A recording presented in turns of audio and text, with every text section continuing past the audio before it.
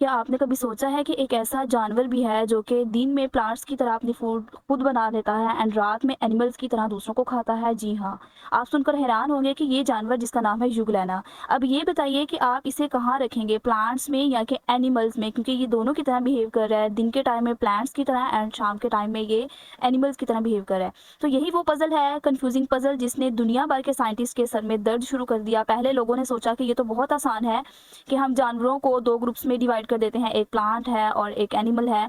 लेकिन फिर यूग्लेना जैसे कुछ ऑर्गेनिज़म्स आए जिन्होंने सबकी नींद उड़ा दी। फिर साइंटिस्ट ने क्या किया कि एक तीसरा ग्रुप बना दिया, फिर चौथा और आखिर में साइंटिस्ट ने 5 किंगडम्स बना डाले। तो आज हम ट्रैवल करेंगे क्लासिफिकेशन की हिस्ट्री में कि आप जानेंगे कि कैसे साइंटिस्ट ने यूग्लेना जैसे पजल को सॉल्व किया। क्या आप जानना चाहते हो कि 5 किंगडम क्लासिफिकेशन जो है वो कौन से हैं? कौन से जानवर जो है वो मोनेरा में आते हैं, कौन से प्रोटिस्टा में आते हैं? और क्यों फंजाई को प्लांट से अलग किया गया? तो फिर वेट किस चीज़ का है? आइए हम स्टार्ट करते हैं अपना 5 किंगडम क्लासिफिकेशन सिस्टम, जिसके अंदर सबसे पहले हम 2 किंगडम स्टडी करेंगे। देन उसके अलावा हम लोग 3 किंगडम स्टडी करेंगे एंड लास्ट में हम लोग 5 किंगडम क्लासिफिकेशन को अच्छी तरह से डिटेल के अंदर समझेंगे। So let me first tell you कि what is classification and why we need it. देखिए, ज़मीन पर जानवरों की जो डाइवर्सिटी है, यानी जानवर की जो इकसाम है, वो बहुत ज़्यादा है। लाखों जानवरों की मुख्तलिफ स्पीशीज़ मौजूद हैं, बैक्टीरिया से लेकर व्हेल मछली तक, यानी सबसे छोटा, छोटे से छोटा जानवर जिसको हम माइक्रोस्कोप की हेल्प से देख सकते हैं, और बड़े से बड़ा जैसे कि एलिफेंट है, जैसे कि व्हेल फिश है। तो इस तरह से जो है प्लांट्स भी आ जाते हैं, बड़े-बड़े दरख्त आ जाते हैं, और इसके अलावा फंजाई आ जाती है। तो अगर इन सब को बगैर किसी सिस्टम के रख दिया जाए तो इनकी जो स्टडी है वो करना इम्पॉसिबल है। जैसे कि आप अपने कमरे में कपड़े रैंडमली डाल दो, एक ही आप लोग सेफ के अंदर, ठीक है, सब बहन भाइयों के, ठीक है, अपने पेरेंट्स के, सबके डाल दे, तो फिर ढूंढना जो है वो उनको मुश्किल हो जाता है। इसीलिए क्या करते हैं कि हम अलग अलग सेक्शंस बना लेते हैं। एक जो है वो सेक्शन बड़े भाई का है, एक छोटे भाई का है, एक छोटी सिस्टर का है। सो उससे जो है वो कपड़े ढूंढना ईजी हो जाता है। लेकिन अगर आप एक ही जो है वो सेफ में जीन्स भी डाल देंगे, शर्ट्स भी डाल देंगे, इसके बाद विंटर क्लोथ्स रख देंगे, तो फिर उनको ढूँढना मुश्किल हो जाएगा। लेकिन अगर आप उनको ऑर्गनाइज़ करके रखते हो, तो आपको पता होगा कि इस दराज़ में मैंने इस मौसम के कपड़े रखने हैं, इन इसमें इसके रखने हैं। तो इस तरह से जो है वो ढूँढना एंड ऑर्गनाइज़ करना जो है वो बहुत ज़्यादा ईज़ी हो जाता है। बिल्कुल इसी तरह साइंटिस्ट ने भी जानवरों को डिफरेंट ग्रुप्स में रखा, एंड इसी अमल का क्या नाम है, दैट इज़ क्लासिफिकेशन सिस्टम। और इसी क्लासिफिकेशन की सबसे पॉपुलर और सबसे सक्सेसफुल जो टाइप है वो है 5 किंगडम क्लासिफिकेशन, जो कि आज हम पढ़ेंगे। एंड इससे पहले हम लोग पढ़ेंगे 2 किंगडम एंड 3 किंगडम। सो आप लोगों ने क्या करना है, मेरे साथ रहना है फुल वीडियो में, ताकि हम लोग इस पूरे जर्नी को अच्छे तरीके से कवर कर सकें और इसके रिलेटेड है हर चीज़ को कवर कर सकें। एंड मैं आपको ये भी चीज़ बताऊंगी कि बोर्ड के पेपर्स में आपको किस तरह से इस टॉपिक के अंदर से शॉर्ट एंड लॉन्ग पूछे जा सकते हैं। सो ईच एंड एवरीथिंग हम इस वीडियो के अंदर डिस्कस करेंगे, बस आप लोगों ने मेरे साथ रहना है। So let's get start.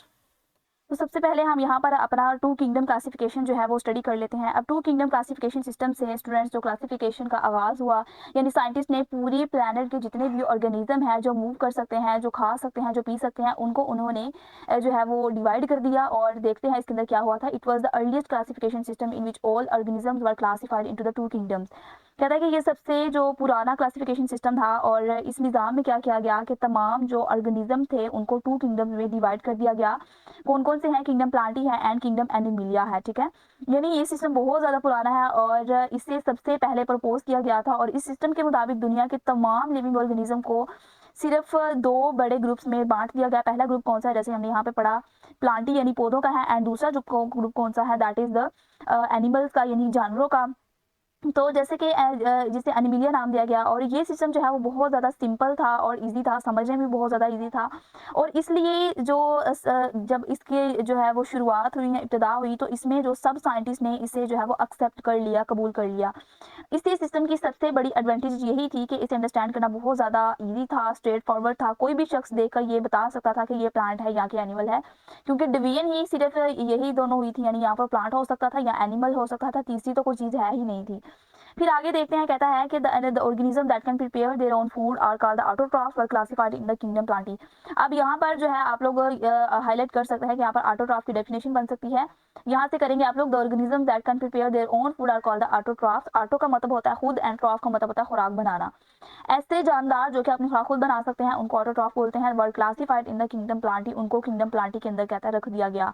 अब किंगडम प्लांटी के अंदर रखने का क्या वजह थी, जैसे कि प्लांट्स हैं, जितने भी प्लांट्स हैं वो अपनी खुराक खुद तैयार कर रहे होते हैं, ठीक है। सनलाइट यानी सूरज की रोशनी लेते हैं, और नीचे से जो है वो पानी लेते हैं, जो हम पानी उनको प्रोवाइड कर रहे होते हैं। एंड इन्वायरमेंट से जो है वो कार्बन डाइऑक्साइड की ले रहे होते हैं और इन चारों चीज़ों को मिलाते हुए वो अपनी खुराक तैयार करते हैं एंड इस प्रोसेस को कहते हैं जी फोटोसिंथेसिस। इन तमाम ऑर्गेनिज्म को यानी जो अपनी खुराक खुद तैयार कर सकते हैं उसको जो है वो ऑटोट्रॉफ्स कहा गया है। जैसे मैंने अभी आपको बताया ऑटो का मतलब होता है सेल्फ या खुद, ट्रॉफ का मतलब होता है खुराक बनाना, यानी ऐसे तमाम जानवर जो अपनी खुराक खुद बनाते हैं वो उन्हें ऑटोट्रॉफ बोलते हैं।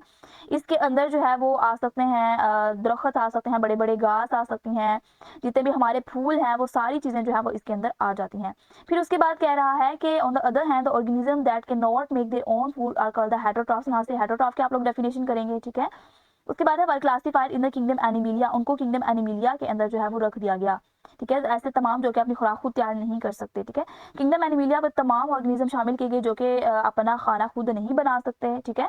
एंड ये जो है उनको हेटरोट्रॉफ का नाम दे दिया गया। जैसे कि मैंने आपको बताया ऑटो का क्या मतलब होता है, इसी तरह हेटरो का मतलब होता है दूसरों से, एंड ट्रॉफ का मतलब होता है खुराक हासिल करना। दूसरों से खुराक हासिल करने वाले को हम हेटरोट्रॉफ बोलते हैं, यानी कि जो दूसरों से खुराक हासिल करते हैं, या तो वो प्लांट खा रहे होते हैं या वो दूसरे एनिमल्स का शिकार करते हैं। फॉर एग्जाम्पल जैसे बर्ड्स हैं, बर्ड्स जो है वो अब अपनी खुराक खुद बना नहीं सकते, ठीक है। और इसी तरह फिश है, जैसे एज अ ह्यूमन हम भी जो है वो किंगडम एनिमिलिया के अंदर आते हैं, क्योंकि हम लोग या तो वेजिटेबल्स के ऊपर इन्हिसार कर रहे होते हैं, या तो हम लोग चिकन है, बीफ है, मटन जो भी खा रहे होते हैं, तो हम लोग जो है वो दूसरों के ऊपर इन्हिसार कर रहे होते हैं, ठीक है। हम अपनी खुराक खुद नहीं बना सकते। और इनकी एक खास फीचर ये होती है कि ये लोकोमोशन कर सकते हैं, यानी ये हरकत कर सकते हैं, एक जगह से दूसरी जगह जा सकते हैं, ठीक है। और इनके पास सेल वॉल भी नहीं होती। ये किंगडम एनिमिलिया के कुछ फीचर्स थे। उसके बाद कहता है according to this system prokaryotes bacteria and archaea are fungi and fungi were members of the kingdom Plantae. अब यहाँ पर सबसे बड़ा प्रॉब्लम और जो कंट्रोवर्सी खड़ा हुआ वो ये था कि अब सब ये सोच रहे थे कि जो बैक्टीरिया है सब यही सोच रहे थे कि जितने भी हमारे पास ऑर्गेनिज्म मौजूद है, या तो वो प्लांट हो सकते हैं या वो एनिमल्स हो सकते हैं।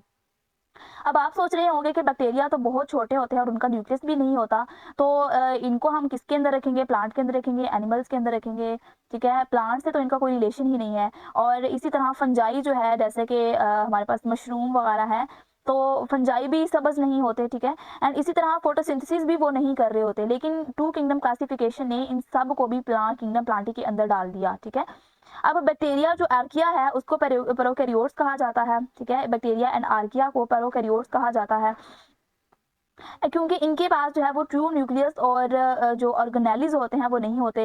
इसी तरह जो फंजाई की सेल वॉल होती है ना, वो सेलुलोज की बजाय कार्टन से बनी होती है। लेकिन इस ओल्ड सिस्टम के अंदर इन तमाम डिफरेंसेस को इग्नोर करते हुए, यानी कि बैक्टीरिया और आर्किया की जो करेक्टरिस्टिक्स हैं, जो इनकी खसूसियात हैं, वो ना ही तो पौधों से मैच हो रही हैं, ना ही ये जो एनिमल्स हैं उनके साथ मैच हो रही है। लेकिन फिर भी इनको जो है वो किंगडम प्लांटी के अंदर रख दिया गया कि इन दोनों की जो खसूसियात है वो किंगडम प्लांटी से चाहे मैच नहीं हो रही, लेकिन फिर भी क्योंकि हमारे पास कोई तीसरा ऑप्शन था ही नहीं, इसलिए बैक्टीरिया और आर्किया को भी इन्होंने प्लांट के अंदर ही शामिल कर दिया। चूंकि ये ओल्ड सिस्टम था इसलिए सबने इसको इग्नोर करते हुए कबूल कर लिया। लेकिन जो जो टाइम आगे जाता रहा तो साइंटिस्ट ने देखा कि जो हमारे प्लांट ऑर्गेनिजम्स हैं, ये बैक्टीरिया और आर्किया, ये उनसे बहुत ज़्यादा मुख्तलिफ है। तो फिर थोड़ा बहुत जो कंट्रोवर्सी है वो पैदा हो गया। फिर उसके बाद कहता है taxonomist found this system unworkable because many unicellular organism like Euglena have both plant like presence of chlorophyll and animal like heterotrophic mode of nutrition in darkness and lack of cell wall characteristics. अब यहाँ पर जो taxonomist कहा जा रहा है, ये वो है जिन्होंने क्लासिफिकेशन सिस्टम जो है वो शुरू किया, या वो साइंटिस्ट जिन्होंने क्लासिफिकेशन का काम जो है वो किया। अब उन्होंने क्या किया, उन्होंने टू किंगडम क्लासिफिकेशन को अनवर्केबल करार दिया, यानी कि ये अब वर्क नहीं कर सकता है, नाकाबिले अमल है, क्योंकि इसके अंदर थोड़े बहुत जो है वो आना शुरू हो गए, डिफॉल्ट आना शुरू हो गए। तो फिर इसकी सबसे बड़ी रीज़न जो थी वो ये थी कि जो हमारा यूग्लेना है ना, यूग्लेना है उसने वो है तो यूनिसेलुलर, लेकिन उसके अंदर जो है वो प्लांट लाइक करेक्टरिस्टिक्स भी पाई जाती हैं, यानी कुछ ऐसी करेक्टरिस्टिक्स हैं जो कि देख के हम कह सकते हैं कि ये एज अ प्लांट बिहेव करता है, लेकिन कुछ ऐसी हैं जो कि एनिमल, जो कि जानवरों से भी मिलती हैं। सो हम इसको ना तो फुल प्लांट कह सकते हैं, ना ही फुल एनिमल कह सकते हैं। सो साइंटिस्ट को ये कमी फील हुई कि इसको जो है उसके लिए एक कोई अलग सिस्टम होना चाहिए, क्योंकि इसके अंदर दोनों की खसूसियात जो है वो मौजूद हैं। अब प्लांट की तरह कौन सा खसूसियत मौजूद है, क्योंकि इसके अंदर क्लोरोफिल पाया जाता है। अब क्लोरोफिल जो है वो सिर्फ प्लांट्स के अंदर पाया जाता है, एनिमल्स के अंदर वो नहीं होता। एंड एनिमल लाइफ क्या है कि heterotrophic mode of nutrition in darkness and lack of cell wall. Animal life खसूसियत उनके अंदर ये थी कि एंड एनिमल बिहेव किस तरह से कर सकते हैं कि जब यूग्लेना डार्कनेस में, यानी इसको अंधेरे में रखा जाता है ना, क्योंकि सनलाइट नहीं होती अंधेरे में, इस वक्त जो है मोड ऑफ न्यूट्रिशन ये अपना बदल लेता है, क्योंकि जब इसको धूप नहीं मिल रही होती ना, तो फिर जो है अपना खुराक का जरिया चेंज कर लेता है, ये दूसरे छोटे ऑर्गेनिजम्स को जो है वो खाना शुरू हो जाता है, ठीक है। तो जो कि ऑर्गेनिज्म जो कि जो हमारे एनिमल हैं उनकी खसूसियत होती है, और इसी मूड को इसको जो है वो हेटरोट्रॉफिक मोड ऑफ न्यूट्रिशन कहा जाता है कि जब जो ही इसको सनलाइट प्रोवाइड की जाए तो ये फोटोसिंथेसिस स्टार्ट कर देता है, एंड जो ही इससे सनलाइट को दूर किया जाए तो ये एनिमल्स को खाना स्टार्ट कर देता है। तो इसी वजह से पौधे तो ये नहीं करते, इसलिए हम ये नहीं कह सकते कि इसको प्लांट के अंदर रखा जाए, क्योंकि ये एनिमल की तरह भी बिहेव करता है। तो साइंटिस्ट जो है ये इस बात में बहुत ज़्यादा कंफ्यूज हो गए कि इसको जो है वो टू किंगडम क्लासिफिकेशन सिस्टम के अंदर नहीं रखना चाहिए, बल्कि इसके लिए जो है वो एक अलग से और सिस्टम होना चाहिए। So separate kingdom was proposed for such organism. फिर कहते हैं कि ऐसे तमाम ऑर्गेनिज्म या इस प्रॉब्लम को हल करने के लिए जो टैक्सोनोमिस्ट थे उन्होंने एक और किंगडम जो है वो बनाया या उसकी ज़रूरत पड़ी, और इन तमाम ऑर्गेनिज्म को जिनको हम ना प्लांट में रख सकते हैं और ना ही एनिमल्स में रख सकते हैं, और इसीलिए उन्होंने एक तीसरे किंगडम का जो है वो स्टार्ट किया। एंड बाद में जब 5 किंगडम सिस्टम आया ना, तो इसने प्रोटिस्ट नामी एक जो किंगडम है उसको बनाया, एंड इस किंगडम में तमाम जो यूनिसेलुलर हमारे पास यूकैरियोट्स हैं जिनका न्यूक्लियस होता है उनको शामिल किया, एंड यूग्लाना को फिर प्रोटिस्टा के अंदर जो है वो शामिल किया गया। ठीक है, फिर उसके बाद है हमारे पास this system also did not clear the difference between the prokaryotes and the eukaryotes. कहते हैं कि ये वाला जो टू किंगडम क्लासिफिकेशन सिस्टम है ना, और इसकी एक बड़ी लिमिटेशन ये थी या एक बड़ी जो गलती थी या डिफॉल्ट था वो ये था कि इसने प्रोकैरियोट्स और यूकैरियोट्स के दरमियान कोई भी डिफरेंस नहीं किया। ठीक है, कोई भी इसने ना प्रोकैरियोट्स के दरमियान ना ही यूकैरियोट्स के दरमियान कुछ भी डिफरेंस इसने नहीं किया। प्रोकैरियोट्स फ्रेंड्स वो वाले एनिमल्स होते हैं, ऑर्गेनिजम्स होते हैं जिनका ट्रू न्यूक्लियस नहीं होता। ठीक है, जैसे कि बैक्टीरिया है, आर्किया है, इनका न्यूक्लियस नहीं होता। एंड जो हमारे पास यूकैरियोट्स हैं ये ऐसे ऑर्गेनिजम्स होते हैं जिनका जो है वो ट्रू न्यूक्लियस होता है।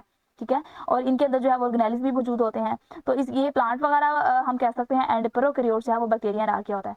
तो ये था हमारा two kingdom classification system, and इसके अंदर से जो आपको क्वेश्चन पूछा जा सकता है एग्जाम के अंदर, वो जो default of the two kingdom system classification system, ये बहुत ज़्यादा रिपीट हुआ है, एंड ये आप लोग करेंगे। मैंने जैसे अभी आपको बताया है कि टू किंगडम क्लासिफिकेशन सिस्टम के अंदर कौन कौन से मौजूद थे, तो ये आप लोग कर सकते हैं, क्योंकि इसके अंदर कुछ ऐसे एनिमल्स उन्होंने शामिल कर दिए जो कि एज अ प्लांट और एज एनिमल दोनों तरह बिहेव करते थे। और दूसरा जो इसका सिस्टम का डिफॉल्ट है वो ये है कि उन्होंने प्रोकैरियोट्स और यूकैरियोट्स के दरमियान जो है प्रॉपर से डिफरेंस नहीं किया। तो इसी वजह से इसको जो है वो थोड़ा बहुत रिजेक्ट कर दिया गया, एंड इसके अंदर कुछ थोड़ी बहुत चेंजेस करने की जो है वो ज़रूरत पेश आई। तो आपको ये पूछा जा सकता है कि defect of the two kingdom classification system, तो ये आप लोग लिखेंगे। यही जो है वो defect of two kingdom classification system, ये आपको बहुत ज़्यादा रिपीट हुआ है और ये बहुत ज़्यादा इंपॉर्टेंट है आपके लिए, ये आप लोग लाजमी करेंगे।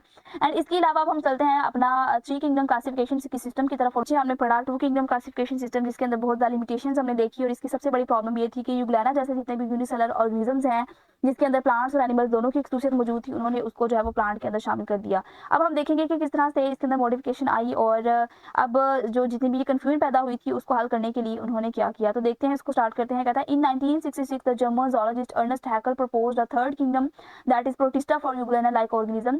के 1866 के अंदर हमारे पास एक साइंटिस्ट आते हैं जिनका नाम क्या है, उनका नाम है जी अर्नेस्ट हैकेल, और उन्होंने एक थर्ड किंगडम को प्रपोज किया जो कि क्या था, किंगडम प्रोटिस्टा को उसका नाम दिया गया। एंड जितने भी यूग्लाना लाइक ऑर्गेनिज्म थे जिसका यहाँ पर प्रॉब्लम बना था, अब यहाँ पर यूग्लाना का बहुत ज़्यादा प्रॉब्लम बना था कि यूग्लाना जो है उसको कहाँ पर रखा जाए। तो उसने इस प्रॉब्लम को सॉल्व करने की कोशिश की, और यहाँ पर जो है उसने अपना थर्ड किंगडम प्रपोज किया जिसको जो है वो प्रोटिस्टा का नाम दिया। फिर उन्होंने देखा कि टू किंगडम क्लासिफिकेशन सिस्टम ऐसा सिस्टम है जिसके अंदर यूग्लाना जैसे जितने भी ऑर्गेनिज्म है वो फिट नहीं हो सकते। सो उन्होंने जो है वो प्रोटिस्टा का नाम देकर उसको उसके अंदर ऐड कर दिया।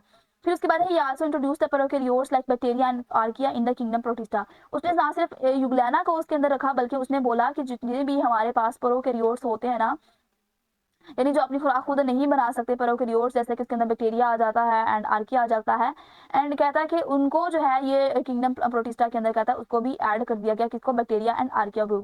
अब यहाँ पर तीन हमारे पास जो है वो डिफरेंसेस आए थे, या तीन हमारे पास जो प्रॉब्लम्स क्रिएट हुई थी। सबसे पहले हुई थी यूग्लाना के बारे में, एंड दूसरी थी बैक्टीरिया एंड आर्किया के बारे में, जबकि हैकल ने आकर इन तीनों प्रॉब्लम्स को सॉल्व कर दिया। कौन कौन सी, एक यूग्लाना की भी और दूसरी जो है बैक्टीरिया एंड आर्किया की भी, उसने उनको भी किंगडम प्रोटिस्टा के अंदर ऐड कर दिया। In this system fungi were still included in the kingdom Plantae. कहता है कि अब ये तो हमारा जो सिस्टम है ये कंप्लीट हो गया, लेकिन फिर भी स्टिल जो हमारा थ्री किंगडम क्लासिफिकेशन सिस्टम की लिमिटेशन, अब टू किंगडम क्लासिफिकेशन की लिमिटेशन क्या थी, यूग्लाना, बैक्टीरिया एंड आर्किया, लेकिन थ्री में क्या हुई कि अब जो हमारा फंजाई है उसकी प्रॉब्लम क्रिएट हो गई कि जो हमारी फंजाई है जैसे कि यीस्ट है, मोल्ड्स वगैरह है, अब उसको प्लांट्स के साथ रख दिया गया। कि इसको अंदर प्लांट के अंदर रखा जाए। लेकिन आज भी हम जानते हैं कि जो फंजाई है वो प्लांट से बहुत ज़्यादा डिफरेंट है।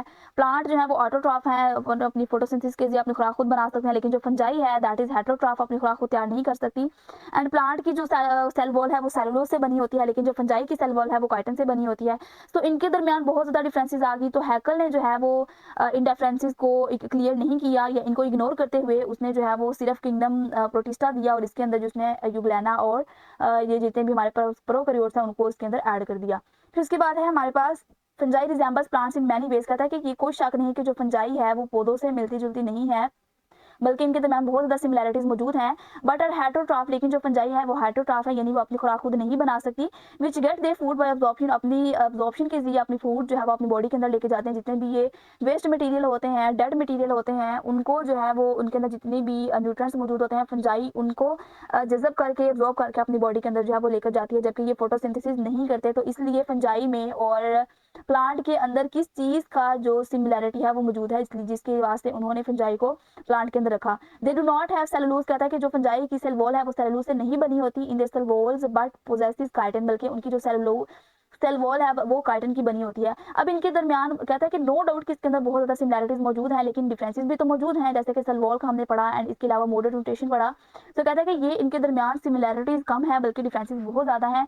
इसलिए डिफरेंसेस होने के नाते हम इनको कैसे एक ही किंगडम के अंदर रख सकते हैं, तो ये बहुत बड़ी एक प्रॉब्लम क्रिएट होगी साइंटिस्ट के लिए कि वो डिफरेंसेस मौजूद होते हुए कैसे उसको प्लांट के अंदर रख सकते हैं। तो यहाँ पर अब जो हमें एक प्रॉब्लम नज़र आ रहा है दैट इज़ द फंजाई। अब यहाँ पर बैक्टीरिया और यूग्लेना वाला जो हमारा था ऑप्शन वो क्लियर हो गया, लेकिन अब यहाँ पर फंजाई जो है वो हमारा यहाँ पर प्रॉब्लम बन गया। तो इसको क्लियर करने के लिए अब हम 5 किंगडम क्लासिफिकेशन की तरफ चलते हैं कि 5 किंगडम क्लासिफिकेशन जो है उसने किस तरह से इस को जो है वो सॉल्व किया एंड किस तरह से उसके अंदर जो है वो चेंजिंग लाई गई, उसको हम लोग स्टडी करते हैं। कहता है इन 1937 के French biologist E Chatton suggested the terms prokaryotic to describe the bacteria and eukaryotic to describe the Protista, fungi, animals and plants. अब 5 किंगडम क्लासिफिकेशन के अंदर हम पिछले में पढ़ सके कि 2 किंगडम में कुछ लिमिटेशन थी जो कि थर्ड किंगडम ने आकर कवर की। फिर थर्ड के अंदर भी मजीद जो है लिमिटेशन मौजूद थी, जिसको कवर करने के लिए अब 5 किंगडम क्लासिफिकेशन सिस्टम जो है वो आ गया। अब इसमें उन्होंने क्या किया, कहते हैं कि 19 जो है वो 37 के अंदर एक हमारे साइंटिस्ट हैं जिनका नाम उसने यहाँ पर दिया है कि ई चैटन। उन्होंने क्या किया, उन्होंने कहा कि दो टर्म्स को उन्होंने बेसिकली यहाँ पर प्रपोज किया। दो टर्म्स अब कौन कौन सी हैं, दो टर्म्स है हमारे पास प्रोकैरियोटिक है और दूसरी है हमारे पास यूकैरियोटिक। ठीक है, इन दो टर्म्स को ये बेसिकली जो दो टर्म्स हैं ये 5 किंगडम क्लासिफिकेशन की बेस बनी। उन्होंने जो है वो साइंटिफिक वोकेबलरी जो है उसने उसके अंदर उन्होंने ये दो टर्म्स का इंट्रोडक्शन करवाया कि एक प्रोकैरियोटिक और दूसरी क्या है यूकैरियोटिक, दो टर्म्स का इंट्रोडक्शन करवाया। एंड ये जो है वो ग्रीक वर्ड्स हैं, ठीक है, जो न्यूक्लियस की बेस पर उन्होंने जो है वो एनिमल्स या ऑर्गेनिज्म को थोड़ा बहुत डिवाइड किया। अब प्रोकैरियोट वो होते हैं जिनके अंदर न्यूक्लियस मौजूद नहीं होता, लेकिन यूकैरियोट्स वो होते हैं जिनके अंदर न्यूक्लियस मौजूद होता है। इस बेस पर उन्होंने जो है वो एनिमल्स को डिस्क्राइब किया। अब प्रोकैरियोट जिनके अंदर न्यूक्लियस मौजूद नहीं है उसके अंदर हमारे पास कौन कौन से आ जाते हैं, जैसे कि बैक्टीरिया और बैक्टीरिया वगैरह है, उनके अंदर न्यूक्लियस मौजूद नहीं है। लेकिन यूकैरियोट के अंदर न्यूक्लियस मौजूद है, इसके अंदर प्रोटिस्टा आ जाता है, फंजाई है, एनिमल्स हैं एंड प्लांट्स वगैरह हैं। तो इनके अंदर न्यूक्लियस भी मौजूद है एंड इनके अंदर जो है वो हमारे पास जो सेल के अंदर ऑर्गेनेल्स मौजूद होती हैं, जैसे कि मैंने भी आपको बताया सेलुलोज है, सॉरी क्लोरोफिल है जो कि प्लांट के अंदर मौजूद है। इसी तरह हमारे पास गोल्जी एपरेटस है, इसी तरह माइटोकॉन्ड्रिया वगैरह, तो ये सारी जो है ये ऑर्गेनेल्स मौजूद हैं। फिर उसके बाद है इन 1969 American ecologist Robert Whittaker introduce the first 5 kingdom classification system. अब कहता है कि रॉबर्ट विटाकर आया जो कि एक अमेरिकन इकोलॉजिस्ट था, उन्होंने आकर 1969 में 5 किंगडम क्लासिफिकेशन सिस्टम को इंट्रोड्यूस करवाया। एंड क्लासिफिकेशन की जो तारीख है, जो उसकी डेट है, उसके अंदर ये एक बिल्कुल एक माइलस्टोन की तरह था कि विटाकर ने पिछले तमाम जो सिस्टम थे उसकी डिफेक्ट को एनालाइज किया और एनालिसिस करने के बाद फिर उसने एक कंप्लीट और लॉजिकल सिस्टम दिया और इसका सिस्टम जो है वो बहुत ज़्यादा पॉपुलर हो गया। आज भी ज़्यादातर जो टेक्स्ट बुक है उसके अंदर यही सिस्टम पढ़ाया और लिखाया जाता है। अब विटाकर को फादर ऑफ 5 किंगडम क्लासिफिकेशन भी कहा जाता है क्योंकि उन्होंने ही 5 किंगडम क्लासिफिकेशन को जो है वो प्रपोज करवाया था। फिर उसके बाद है this system is based on, अब ये वाला जो सिस्टम है ये इन चीज़ों पर बेस्ड था। अब विटाकर ने रैंडमली जो है वो 5 किंगडम को नहीं बना दिया, बल्कि उसने अपने सिस्टम को क्रिएट करने के लिए कुछ प्रिंसिपल्स का सहारा लिया, कुछ प्रिंसिपल्स के ऊपर उन्होंने इस सिस्टम को बिल्ड किया। उसने ये बेसिस इसलिए चूज़ की क्योंकि ये मोस्ट फंडामेंटल बेसिस हैं और इन्हीं बेसिस के बिना पर उसने क्लासिफिकेशन की और इन्हीं बेसिस की वजह से जो क्लासिफिकेशन है वो बहुत ज़्यादा साइंटिफिक, बहुत ज़्यादा एक्यूरेट और बहुत ज़्यादा मीनिंगफुल जो है वो लगती है। उसके बाद कौन कौन सी बेसिस हैं हम लोग देख सकते हैं यहाँ पर। फर्स्ट वाली है वो क्या कह रही है कि the levels of cellular organisation के लेवल देखना है कि किस लेवल पर जो है वो सेलुलर जो है वो ऑर्गेनाइज सेल जो है वो ऑर्गेनाइज हुए हैं। एक कहता है प्रोकैरियोट है और दूसरा कहता है मल्टीसेलुलर यूकैरियोट है और तीसरा जो है वो यूनिसेलुलर यूकैरियोट है, ठीक है। अब सेलुलर ऑर्गेनाइजेशन के लेवल्स यहाँ पर बयान किए गए हैं कि प्रोकैरियोट है, अब प्रोकैरियोट के अंदर जो है वो उन्होंने प्रोकैरियोट के अंदर जो है वो उन्होंने रखे बैक्टीरिया एंड आर्किया को रखा, ठीक है। बैक्टीरिया एंड आर्किया को इसी तरह जो है यूनिसेलुलर यूकैरियोट है इसके अंदर उन्होंने प्रोटिस्टा को रखा, मल्टीसेलुलर यूकैरियोट के अंदर उन्होंने फंजाई है, प्लांट्स है, एनिमल्स, इस तरह की जो है वो चीजें रखी। अब प्रोकैरियोट्स जो होते हैं ना, ये वो वाले ऑर्गेनिजम्स होते हैं जिनका न्यूक्लियस नहीं होता, ठीक है। और इनका जो डीएनए होता है ना वो साइटोप्लाज्म के अंदर फ्रीली तौर पर मूव कर जाता है, क्योंकि होता ये है कि डीएनए जो है वो न्यूक्लियस के अंदर बाउंड होता है, लेकिन चूंकि इनके अंदर न्यूक्लियस नहीं है तो इनका जो डीएनए है ना वो साइटोप्लाज्म के अंदर फ्रीली मूव कर रहा होता है। और इसके अंदर ऑर्गेनेलिज भी नहीं होते, जैसे कि माइटोकॉन्ड्रिया है, एंडोप्लाज्म रेटिकुलम है, इसके अलावा जो हमारा गोल्जी एपरेटस है वो भी कुछ भी नहीं होता इनके अंदर। और इसकी वजह से जो हमारा बैक्टीरिया है, आर्किया वगैरह है, वो उनको इसी के अंदर शामिल किया गया प्रोकैरियोट्स के अंदर, और उनके लिए एक अलग से सिस्टम बनाया गया जिसको किंगडम मोनेरा का नाम दिया जाता है। फिर उसके बाद जो यूनिसेलुलर यूकैरियोट है उसके अंदर कौन सी चीजें आ जाती हैं, ये वो ऑर्गेनिजम्स होते हैं जिनका ट्रू न्यूक्लियस मौजूद होता है और उसके अंदर मेम्ब्रेन बाउंड ऑर्गेनेलिज भी मौजूद होती हैं, और इसके अंदर जो है वो हमारे पास प्रोटिस्टा आ जाता है। इसके अलावा यहाँ पर यूग्लेना है, अमेबा है, तो इस तरह की चीजें जो है वो किंगडम प्रोटिस्टा किसके अंदर, यूनिसेलुलर यूकैरियोट के अंदर आ जाते हैं। यानी अब यूनिसेलुलर इसको क्यों बोला गया है, क्योंकि इसकी तमाम बॉडी जो है वो एक ही सेल से बनी होती है, ठीक है, एक ही किस्म के सेल जो है वो इसके अंदर मौजूद होते हैं। एंड इसके अलावा दूसरी काइंड है हमारे पास मल्टी सेलुलर यूकैरियोटिक, यानी ऐसे ऑर्गेनिज्म जिनका न्यूक्लियस तो मौजूद होता ही है लेकिन इनकी जो बॉडी है वो मल्टीपल सेल से मिलकर बनी होती है, और हर सेल जो है वो स्पेशलाइज होता है, यानी हर सेल का अपना कोई ना कोई फंक्शन जरूर होता है, इसलिए इसका नाम क्या है, मल्टी सेलुलर यूकैरियोटिक। और इसके अंदर उसने कहा कि फंजाई आ सकते हैं, प्लांट है एंड एनिमल्स हैं, ठीक है। ये होगी हमारे पास first level. And second level में क्या कह रहा है, the mode of nutrition. First वाली बेसिस क्या थी कि एनिमल्स को तकसीम किया जाए सेलुलर ऑर्गेनाइजेशन की बेस पर, दूसरी क्या है, मोड ऑफ न्यूट्रिशन, यानी कि वो खुराक हासिल करने का उनका कौन सा जरिया है, किस जरिए से वो जो है वो खुराक हासिल करते हैं। एंड इसका जो जरिया है वो क्या है कि उसने तीन जो है वो मोड ऑफ न्यूट्रिशन बताए, कौन कौन से है, फोटोसिंथेसिस है, अब्जॉर्प्शन है एंड उसके बाद इंजेक्शन है। और यहाँ पर आप लोगों को शॉर्ट क्वेश्चन भी आ सकता है कि write the three mode of nutrition, के जो कि रॉबर्ट विटेकर ने बयान किए थे, उनका नाम लेके तो फिर आप लोग ये तीनों जो है वो लिखेंगे। और इसके अंदर जो है फोटोसिंथेसिस सबसे पहले आ जाता है। फोटोसिंथेसिस जो है ये मोड ऑफ न्यूट्रिशन है जो कि ऑर्गेनिज्म करते हैं, खासतौर पर प्लांट्स वगैरह, सनलाइट, वाटर और कार्बन डाइऑक्साइड को माहौल से लेते हुए, और अब एक प्रोसेस करते हैं जिसको फोटोसिंथेसिस कहा जाता है, एंड इसके जरिए अपनी खुराक बनाते हैं। और इसको जो है वो उसने बोला कि ये किंगडम प्लांटी के अंदर जो है वो रखा जाए, जो जो ऑर्गेनिज्म जो है वो फोटोसिंथेसिस करते हैं। फिर उसके बाद है अब्जॉर्प्शन। अब उसके बाद ये वो ऑर्गेनिज्म होते हैं स्टूडेंट जो कि डेड और डिकेइंग जितने भी ऑर्गेनिक मैटर होते हैं ना, जो गल कर जाती हैं चीज़ें, उनके ऊपर ये बैठते हैं और उनसे जो न्यूट्रिएंट्स होते हैं, जो मटेरियल्स होते हैं, ये जज़ब करके एब्जॉर्ब करके अपनी बॉडी के अंदर लेके जा रहे होते हैं। एंड ये जो होते हैं ना, ये हेटरोट्रॉफ होते हैं, यानी खुराक अपनी खुद नहीं बना सकते बल्कि किसी दूसरे के ऊपर इन्हिसार कर रहे होते हैं, किसी दूसरे की खुराक अपने अंदर लेके जा रहे होते हैं। एंड इनको चीज़ को एब्जॉर्प्शन करने वालों को उसने जो है वो किंगडम फंजाई के अंदर ऐड किया, क्योंकि ये फंजाई की एक खसूसियत है जो है वो एब्जॉर्प्शन करना। फिर उसके बाद तीसरी चीज़ है इंजेशन। अब इंजेक्शन जो है इस मोड के अंदर वो वाले ऑर्गेनिजम्स को रखा गया जो कि माउथ से अपना खाना अंदर लेकर जाते हैं एंड उसको डाइजेस्ट करते हैं, ठीक है। अब इस मोड के अंदर जो है वो फूड इनटेक जैसे रखा गया ऐसे ऑर्गेनिज्म के जो कि फूड को इनटेक करते हैं, उनका माउथ का प्रॉपर एक सिस्टम होता है एंड उसके बाद वो इंजेस्ट करते हैं।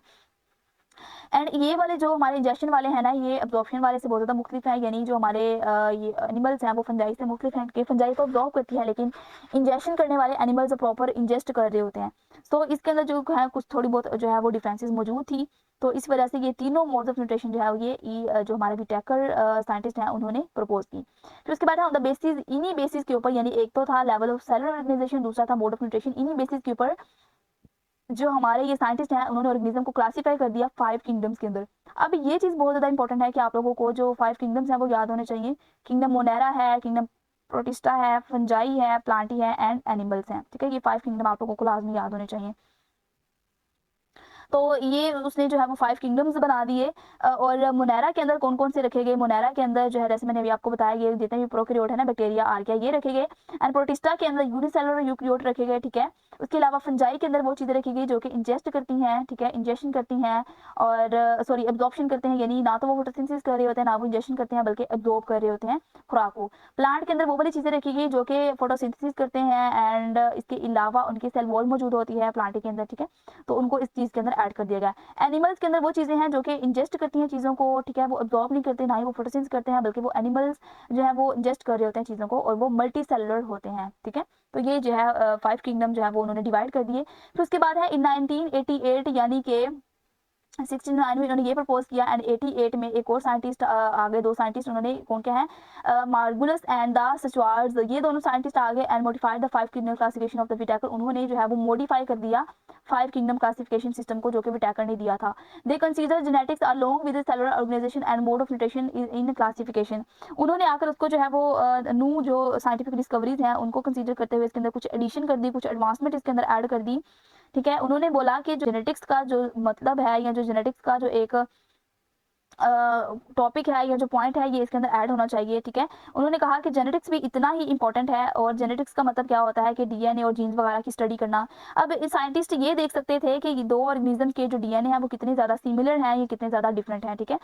तो इसी बेस पर अब जो जेनेटिक्स जो है वो सिमिलैरिटीज जो हमारे एवोल्यूशनरी रिलेशनशिप है उसको जाहिर कर रहे होते हैं, यानी पास्ट में वो ऑर्गेनिज्म कैसा था, एंड अब उसके अंदर जो है वो किस तरह की जो डिफरेंसेस हैं वो आई, किस तरह से उसने इवॉल्व किया, एवोल्यूशन किस तरह उसके अंदर हुई। इन्होंने जो डीएनए की जो मॉडर्न टेक्निक्स हैं उसको चेक करने की, उसको क्लासिफिकेशन सिस्टम के अंदर ऐड कर दिया, और इसी वजह से जो हमारा क्लासिफिकेशन सिस्टम है वो ज़्यादा एक्यूरेट हो गया। They classified the organism into the same 5 kingdoms as proposed by the Whittaker. उन्होंने नाम चेंज नहीं किया, बल्कि उसके अंदर कुछ वो थोड़ी बहुत एडिशन की। नाम उन्होंने वही रहने दिए जो कि क्या थे, मोनेरा था, इसके अलावा प्रोटिस्टा, फंजाई, प्लांटिया और एनिमिलिया, नाम वही थे, लेकिन उन्होंने सिर्फ थोड़ी बहुत एडिशन करके अरेंजमेंट के अंदर कुछ वो थोड़ी बहुत मॉडिफिकेशन की गई। आज भी 5 किंगडम क्लासिफिकेशन सिस्टम को बड़े पैमाने पर एक्सेप्ट किया जाता है, हालांकि कुछ मॉडर्न साइंटिस्ट जो हैं वो अब 3 किंगडम क्लासिफिकेशन सिस्टम को यूज़ करते हैं, लेकिन फिर भी 5 किंगडम क्लासिफिकेशन की अहमियत कम नहीं हुई। आज भी इसको तमाम सिलेबसेस में, स्कूल्स में, कॉलेज वगैरह के अंदर पढ़ाया जाता है, और इसके अंदर नेक्स्ट लेक्चर में हम लोग करेंगे 3 डोमेन्स क्लासिफिकेशन सिस्टम, जिसके अंदर बैक्टीरिया, आर्किया और यूकरिया वगैरह इस्तेमाल होते हैं। तो यही था हमारा 5 किंगडम क्लासिफिकेशन सिस्टम, और ये वाला जो 5 किंगडम क्लासिफिकेशन सिस्टम है ये बहुत ज़्यादा इंपॉर्टेंट लॉन्ग क्वेश्चन है, ये आपको आ सकता है एग्जाम के अंदर। एंड इसके अलावा आप लोगों को यहाँ पर 5 किंगडम क्लासिफिकेशन से ये वाले क्वेश्चन पूछे जा सकते हैं कि on which basis did Robert Whittaker introduce the 5 kingdom classification system, के क्यों उसने 5 किंगडम क्लासिफिकेशन सिस्टम को प्रपोज किया। फिर उसके बाद आ सकता है कि write the 2 characteristics of the kingdom Monera, kingdom Monera के 2 कैरेक्टरिस्टिक्स लिखें। फिर अब इसके बाद आप लोगों को आ सकता है कि राइट द या why are fungi are not included in the kingdom Plantae, ये आप लोगों को आ सकता है यहाँ से 3 किंगडम में से फंजाई क्यों प्लांटी के अंदर नहीं रखी गई। फिर उसके बाद आ सकता है कि 3 मोड ऑफ न्यूट्रिशन, ये वाला जो अभी मैंने आपको फोटोसिंथेसिस, एब्जॉर्प्शन और इंजेक्शन पढ़ाया। फिर आप लोगों को आ सकता है कि what is the cell wall of the fungi made of, के फंजाई की जो सेल वॉल है वो किस चीज से बनी होती है, दैट इज कार्टन। फिर आप लोगों को यहाँ पर आ सकता है कि which kingdom includes all prokaryotes, कौन से ऐसे किंगडम है जिसके अंदर तमाम प्रोकैरियोट्स को शामिल किया गया, तो वो है हमारे पास किंगडम मोनेरा, ठीक है। फिर उसके बाद है कि name the 5 kingdoms of Whittaker, तो ये आप लोग सारे नेम्स लिख देंगे, मोनेरा, प्रोटिस्टा, फंजाई, प्लांटिया, एनिमिलिया वगैरह। फिर उसके बाद आपको आ सकता है कि हाउ प्रपोज द 5 किंगडम, तो ये किसने प्रपोज किया, रॉबर्ट विटाकर ने प्रपोज किया। फिर आप लोगों को आ सकता है कि यहाँ पर कि which kingdom includes autotrophic multi cellular animals, तो वो प्लांटी है, ठीक है। इसके अलावा आप लोगों को आ सकता है कि Euglena is included in the which kingdom, के यूगुलाना को आप किस किंगडम के अंदर जो है वो एंटर किया गया, वो था प्रोटिस्टा, यहाँ पर आप देख सकते हैं। तो ये थे हमारे पास यहाँ पर इसके अलावा यहाँ पर आप लोगों को आ सकता है कि which kingdom has the most diverse mode of nutrition, कि किसके अंदर जो है वो मोड मल्टीपल वेज है, कि मल्टीपल वेज से अपनी खुराक हासिल कर सकते हैं, तो वो है हमारे पास प्रोटिस्टा, ठीक है। प्रोटिस्टा जो है वो मल्टीपल वेज थे, यानी अगर उनको धूप में रखा जाए तो वो शामिल कर लेते हैं, फोटोसिंथेसिस करना शुरू हो जाते हैं, जब उनको छाँव में रखा जाए तो वो एनिमल्स को खाना स्टार्ट हो जाते हैं, छोटे छोटे ऑर्गेनिजम्स को। तो ये था हमारा इस फुल लेक्चर, इसके अंदर हमने सारी डिटेल देखी, जिसके अंदर हमने 2 kingdom and 3 kingdom and 5 kingdom को स्टडी किया ही होगी। लेक्चर आप लोगों को बहुत अच्छे तरीके से समझ आ गई होगी। अगर लेक्चर आपको समझ आया हो तो वीडियो को लाइक कीजिए, अपने दोस्तों के साथ शेयर कीजिए, और मिलते हैं नेक्स्ट वीडियो में, जिसके अंदर हम लोग 3 डोमेन क्लासिफिकेशन सिस्टम को इंशाल्लाह इसी तरह बहुत डिटेल के अंदर समझेंगे। एंड आई होप कि ये वाला मेथड आपको अच्छा लगा होगा। अगर आपको ये मेथड अच्छा लगा हो एंड वीडियो अच्छी तरह से समझ आई हो एंड आपके जितने भी कॉन्सेप्ट हैं वो क्लियर हुए हों, तो काइंडली चैनल को सब्सक्राइब करना मत भूलिएगा एंड वीडियो को लाइक करते जाइए। अल्लाह।